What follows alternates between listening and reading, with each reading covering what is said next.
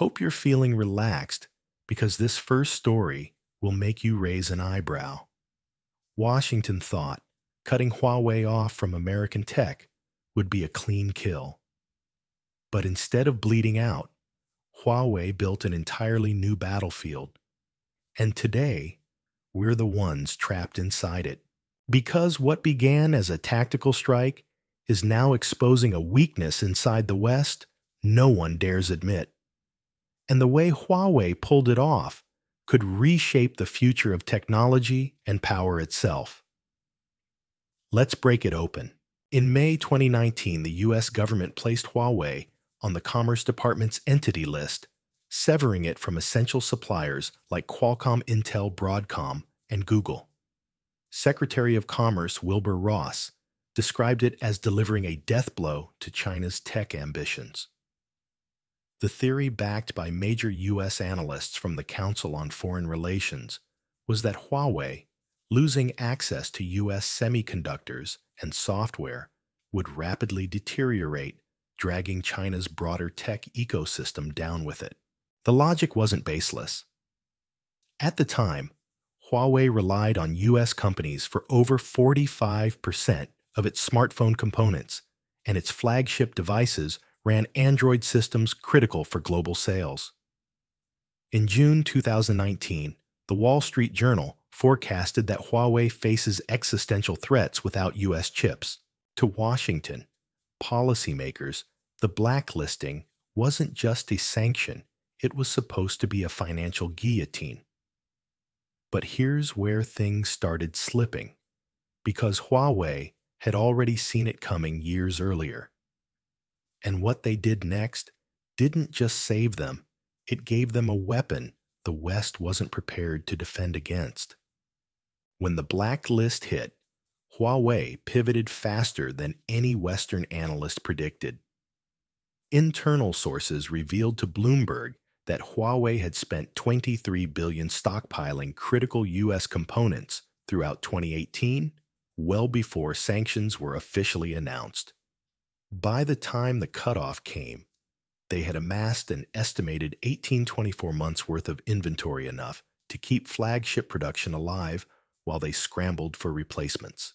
Meanwhile, Huawei accelerated the deployment of its in-house high-silicon division, unveiling the Kirin 990 chip in September 2019. Although still dependent on Taiwan's TSMC, at first the Kirin series slashed Huawei's foreign chip reliance by over 40% within a year, according to Counterpoint Research. Software Harmony OS, an internal project dating back to 2012, was launched under emergency conditions.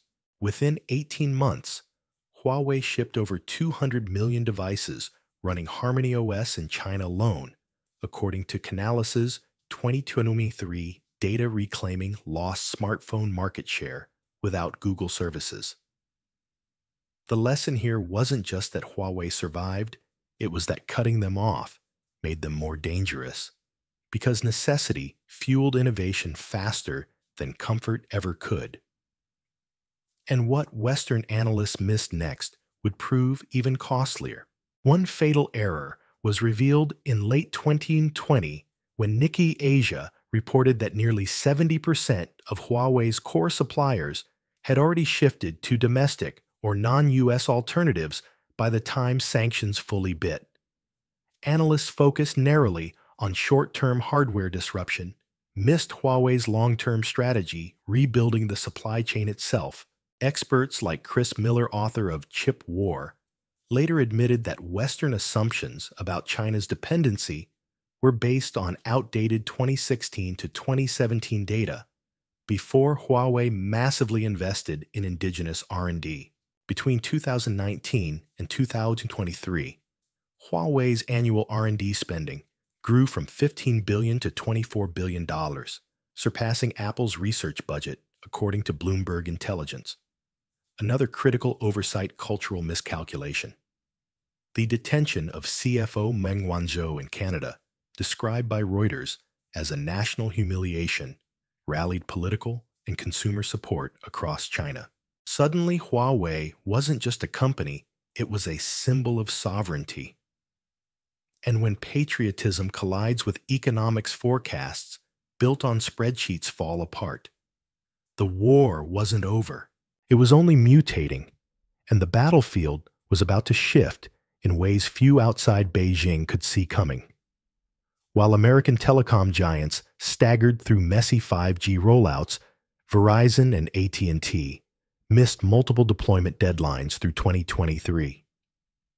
Huawei pressed an advantage few realized they had been cultivating for years infrastructure mastery. In 2024, Huawei unveiled 5.5G networks, commercially offering peak download speeds up to 10 gigabits per second, ultra-low latency of 0.5 milliseconds, and built-in AI-driven network slicing a staggering jump over conventional 5G capabilities. According to an Ericsson mobility report released in early 2025, Huawei's 5.5G deployments covered 28 cities in China and 14 foreign markets within 18 months. Meanwhile, U.S. carriers were still grappling with patchy 5G service even in major metropolitan areas like Chicago and Los Angeles, sparking customer complaints and lawsuits as reported by CNBC. The key Huawei had quietly invested billions into AI network optimization, terahertz communication research, and quantum-secure transmission trials fields, where the U.S. had no commercial-scale equivalents by 2025. What started as a fight over smartphones was now evolving into a total technology realignment. And inside Huawei, a far more radical plan was being drawn up, one that would permanently cut the company's dependence on anything American. A plan so extreme, it earned a chilling name inside Huawei's own corridors.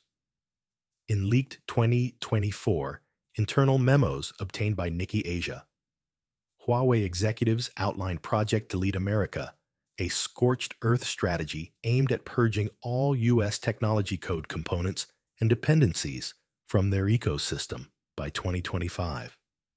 At first, it sounded like corporate bravado, but the numbers told another story. By late 2024, Huawei announced its ERP system, Meta ERP, completely free of Oracle Microsoft and SAP software dependencies, handling 100% of its internal global operations according to SCMP. By early 2025, Harmony OS devices captured 23% of China's smartphone market, displacing Android's dominance, while Ascend AI chips built on Huawei's homegrown Kunpeng architecture began replacing NVIDIA's GPUs in Chinese data centers. It wasn't just a boycott. It was a civilizational firewall. And Beijing noticed. Under the Made in China 2025 initiative, Huawei's self-reliance model became the blueprint accelerating domestic chip fabrication efforts at SMIC, pushing new semiconductor alliances with BRICS nations and fueling government-backed innovation funds totaling $1.3 trillion across strategic sectors, as reported by Bloomberg in March 2025. Huawei's transformation wasn't just survival. It was a template for China's endgame: decouple first and dominate second. But what Huawei is quietly building next could shatter even these victories. And it's already starting to leak beyond China's borders. When Huawei unveiled the Mate 60 Pro in August 2024, powered by its own 7nm Kirin 9000 chip fabricated at China's SMIC, analysts at Counterpoint Research noted something alarming. Huawei clawed back 17% of China's premium smartphone market in just 5 months, displacing Apple's dominance. Qualcomm, once the titan supplying 65% of China's high-end smartphone chips, saw its Chinese revenues collapse by 55% year-over-year by Q1 2025, according to its SEC filings. But this wasn't just a Chinese story. Global markets felt the tremors. Southeast Asia's smartphone sales by Chinese brands surged 26% during the same period, fueled by Huawei's resurgence, while Qualcomm's broader international licensing revenue dipped 11% per Bloomberg. And beneath these numbers was a deeper problem. Huawei's comeback wasn't powered by U.S. tech. It was powered by Chinese independence. If American firms thought Huawei would quietly fade after sanctions, the numbers showed the opposite. And Qualcomm's nightmare, it wasn't isolated. A much larger trap was already snapping shut across the entire U.S. tech supply chain. In early 2025, President Trump authorized a sweeping 145% tariff on Chinese tech imports, aiming to crush Huawei, Xiaomi, and Lenovo with sheer price pressure. But by February 2025, the backlash was ferocious. U.S. laptop prices spiked 28% overnight, and Gartner reported that domestic PC shipments fell by 19% in Q1 alone, the worst contraction since 2013. Meanwhile, small electronics retailers sounded the alarm. The National Retail Federation warned in February 2025 that the tariffs could cost the U.S. economy up to 192,000 jobs within 2 years if exemptions weren't granted. Faced with mounting pressure from American businesses and voters, the White House quietly carved out exemptions for critical imports, including laptops, smartphones, and semiconductor components. By March 2025, a pivot Reuters described as a tactical retreat under economic duress. The irony: the tariffs meant to break Chinese tech dominance wound up entrenching it deeper into U.S. consumer markets.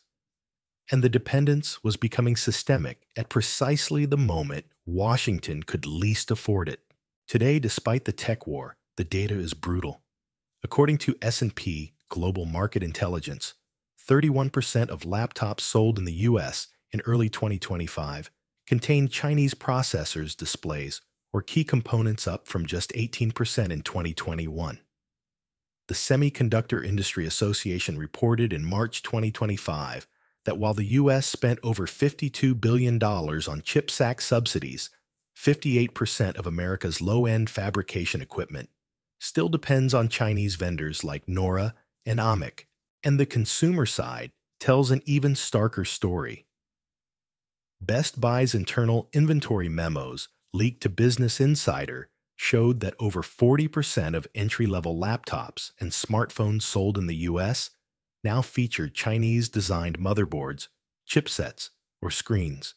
Cutting China off wasn't just failing, it was creating deeper entanglements. The Wall Street Journal editorialized in April 2025. The U.S. tech sector is now more intertwined with Chinese manufacturing than it was before the sanctions began. What was once framed as strategic leverage is morphing into strategic vulnerability. And as the gap widens, it raises an even harder question Washington doesn't want to answer. By 2025, the outcome was undeniable. Rather than collapsing, Huawei reemerged as a Chinese resilience and America's inability to predict, let alone prevent, rapid adaptation. Data from Bloomberg shows Huawei's overall revenue jumped by 14.2% year-over-year in Q1 2025, with smartphone shipments up by 64% inside China, and by 22% internationally, driven by Middle Eastern and Southeast Asian markets eager to adopt non-U.S. alternatives. Meanwhile, American firms caught between sanctions, compliance, and market survival faced an ugly bind. Qualcomm, Intel, and Micron all warned shareholders of long-term strategic risk in China per their latest SEC filings.